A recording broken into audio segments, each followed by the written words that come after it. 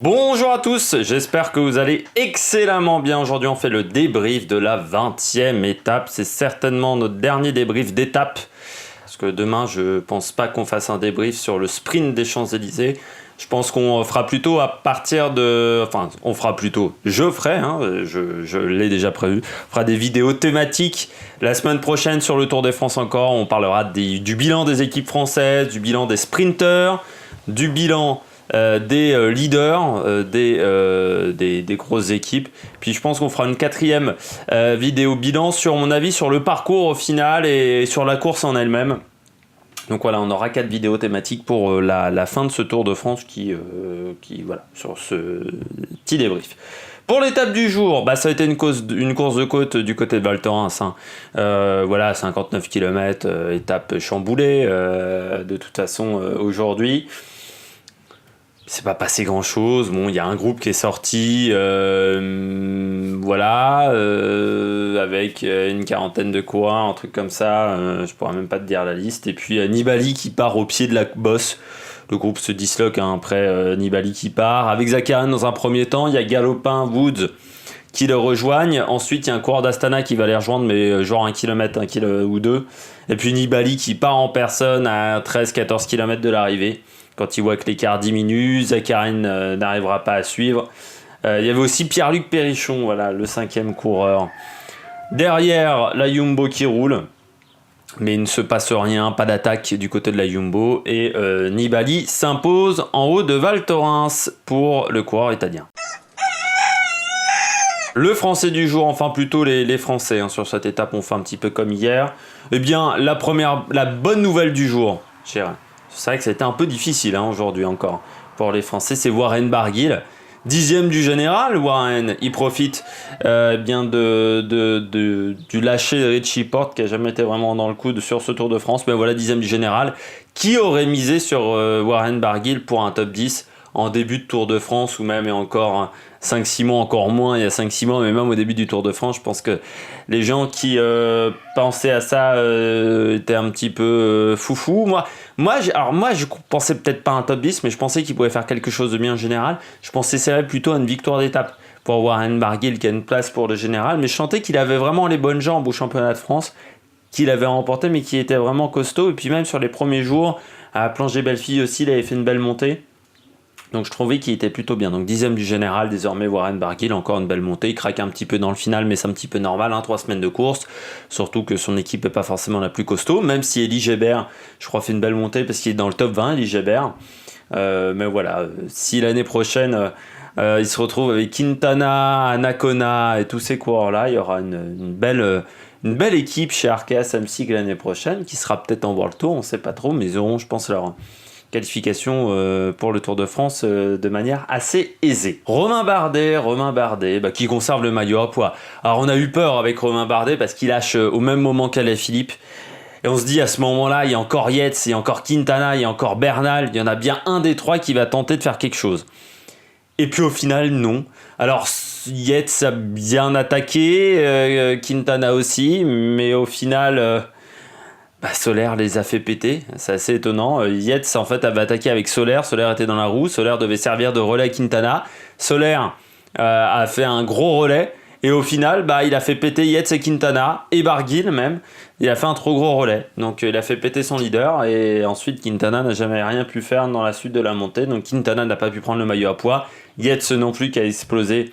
À ce moment-là, c'est dommage qu'il n'ait pas tenté plus de choses dans les Alpes. Yates, je pense, peut-être un petit peu fatigué. Il avait fait le Giro également, dernière semaine un peu plus difficile pour lui. Donc Romain Bardet qui conserve le maillot à poids. Ce fut difficile, c'est pas une grande victoire, mais ça lui permet de sauver son Tour de France à Romain Bardet, ce maillot à poids. On finit avec Julien Alaphilippe, 5e du général.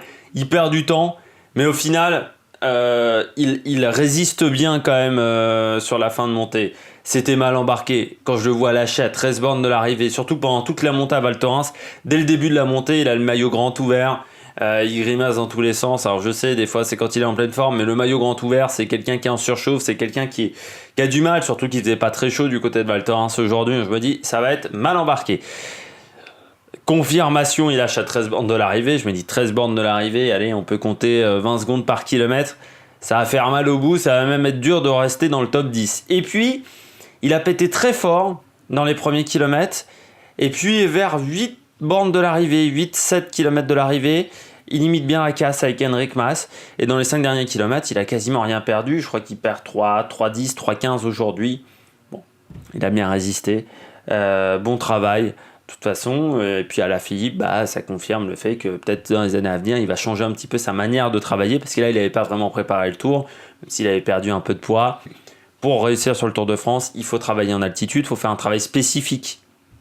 Pour gagner le Tour de France, je pense qu'il faut qu'il travaille sur la récupération. On a vu, ça a été son problème. Parce que j'en avais parlé quand on avait fait, je crois que j'avais fait une vidéo sur Milan-San Remo. J'en avais parlé que pour moi, je ne le voyais pas gagner un grand tour parce qu'il y avait ces soucis-là. Il y avait son souci de récupération, le souci d'enchaîner les efforts sur une seule étape. On voit qu'il a bien marché, c'est au Tourmalet. Mais au Tourmalet, il y avait que 2 montées. Dès le lendemain, il y en avait 3, il était en difficulté. Et puis l'altitude, qu'il va falloir qu'il travaille de toute façon. Mais on sent qu'Alaphilippe, il peut faire quelque chose de grand, et puis il faudra qu'il ait une équipe un peu plus armée, un peu mieux armée autour de lui pour réussir à faire ce type de performance. C'est voilà ce qui lui manque, donc aujourd'hui il ne peut pas gagner un grand tour, mais cette 5e place est intéressante.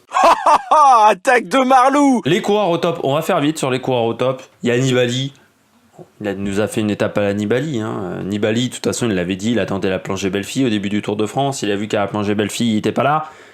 On savait qu'il allait en claquer une, Nibali. On ne savait pas c'était laquelle. Aujourd'hui, il nous a fait une grosse montée parce que quand le peloton revient à 1 minute, alors que Lorenz de plus a à peine commencé son travail, on se dit ça sent mauvais quand même pour Nibali. Et puis en fait, il n'a rien perdu ensuite derrière. Il a même repris 5 dizaines de secondes dans la montée. Voilà, il nous a fait une étape à la Vincenzo Nibali, c'est-à-dire quand c'est mal embarqué, il arrive quand même à s'en sortir. Voilà, c'est une belle victoire d'étape. C'est sa 6e sur le Tour de France, comme en 2015, un peu le même type d'effort qu'en 2015 où il était parti très très loin pour remporter son étape. Voilà, bonne victoire et pour Nibali, l'année prochaine Trek Segafredo. On peut déjà parler là-dessus et je pense qu'il aura une équipe très très solide avec la Trek, avec des très très bons coureurs. Alors, je ne sais pas s'il ira sur le Giro, s'il ira sur le Tour de France ou sur la Vuelta, mais il faudra se méfier, il sera très bien armé pour remporter un grand tour. On finit avec Bernal. En même temps, ça n'a pas été difficile pour Bernal parce que pas menacé de la journée. Il y a eu un attentisme dans ce peloton. Pourtant, c'est pas Ineos qui a fait le job, parce que Ineos avait une équipe quand même faiblarde sur ce Tour de France. C'est ce qui permet d'espérer pour les années à venir. Quand on voit la préparation de l'équipe, il faudra même travailler là-dessus, je pense. Voilà, il y aura une réflexion à avoir, mais pas vraiment menacé. Kreuzweig n'a pas attaqué. Du côté de la Movistar, le Valverde et Landa a attaqué beaucoup trop tardivement. Il fallait partir bien plus tôt pour mettre en difficulté ces coureurs-là. Guerin Thomas n'a pas attaqué son Bernal non plus. Donc, ça a été une journée extrêmement tranquille du côté de Ineos. Et au final, c'est un tour où ils ont été certes mis en difficulté, mais pas tant que ça au final, parce qu'ils s'imposent tranquillement. Ils n'ont pas dû faire les grandes manœuvres comme Froome avait dû le faire sur le Giro l'année dernière, où là il avait vraiment dû sortir les doigts du cul pour remporter le Giro. Là, ça a été plutôt tranquille pour lui. Les bonnets d'âne, Kreuzweig. Alors pourquoi ? Là, il va falloir m'expliquer dans la stratégie de course, mais pareil que la Movistar, il y a 2 jours, du côté d'Embrun-Valois. Kreuzweig, pourquoi il fait rouler son équipe si c'est pour pas attaquer ? Voilà. Il avait quoi à perdre, Kreuzweig ? Il pouvait prendre la 3e place beaucoup plus facilement et de manière beaucoup plus forte. C'est un coureur qui, je trouve, manque beaucoup de panache, Kreuzweig, parce que c'est un coureur qui est quand même vraiment attentiste, qui est très frileux dans ses stratégies de course. C'est un suiveur, et c'est vrai que moi j'aime pas trop ce type de coureur. Je me dis, Kreuzweig, il y avait quand même mieux à faire. Il aurait pu mettre en difficulté beaucoup plus de coureurs hier en partant de plus loin, parce que je pense que Guerin Thomas n'était pas dans un grand jour hier.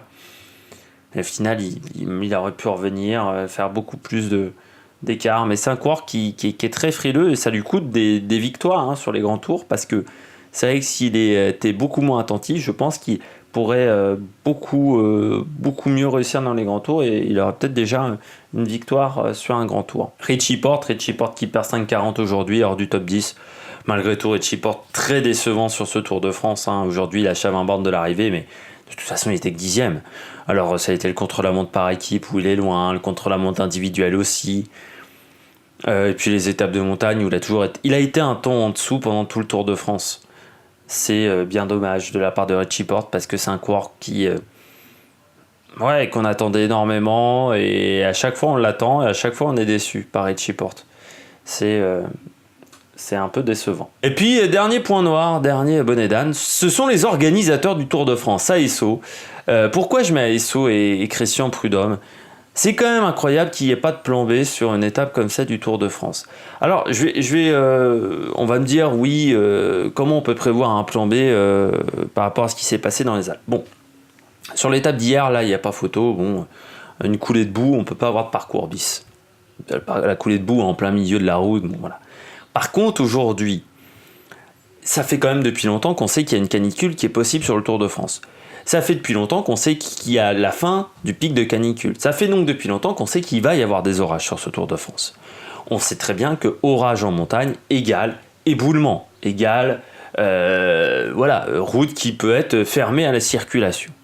C'est quand même incroyable qu'on n'ait pas de plan de secours. Qu'on ait une haute montée ou un parcours un peu plus difficile à proposer, au moins un peu plus long, parce que au moins une solution de rechange, parce que là, l'étape qu'on a eue aujourd'hui, c'est une blague. C'est une blague. Et ça ne met pas en avant le cyclisme. Et ça nous donne même l'effet que le Tour de France a été magnifique dans les Pyrénées et les Alpes ont un peu gâché la fête. Alors, au final, on se dit, à part l'étape d'Embrun-Valois, il ne s'est rien passé.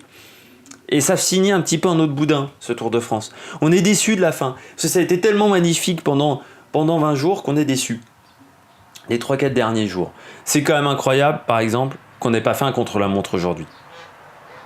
Alors on va me dire, en termes d'organisation, c'est pas possible. C'est pas extrêmement complexe à organiser un contre-la-montre. Alors on va me dire, oui, mais on n'a pas la rampe de lancement. Bon voilà. Alors, il n'y a pas la rampe de lancement. Bon, c'est pas le truc le plus incroyable, la rampe de lancement. Ça fait gagner quoi ? 3 secondes sur un contre-la-montre ? Bon, si tout le monde part sans rampe de lancement, ça va pas faire un problème sur ce Tour de France. Alors après, on me dit, oui, mais les autres contre-la-montre, on les a pas. Oui, mais si tu pars de Moutier, c'est-à-dire du pied de Val Thorens, et tu vas pas, Albertville, bon, bah dommage, on refait repartir une étape du Tour de France l'année prochaine à Albertville et on fait une compensation. Il n'y a pas besoin de vélo de contre-la-montre, tu utilises des vélos de montagne. Et je pense qu'on aurait eu beaucoup plus d'intérêt, beaucoup plus de suspense si on avait eu une étape contre-la-montre que ce qu'on a eu aujourd'hui, où moi je me suis fait très clairement chier en regardant l'étape. J'espère que vous avez aimé cette vidéo. Donc nous on se retrouve pas demain, mais on se retrouvera la semaine prochaine pour parler de beaucoup de choses. Enfin si, on se retrouve demain. Je dis une bêtise parce que j'ai déjà enregistré la vidéo.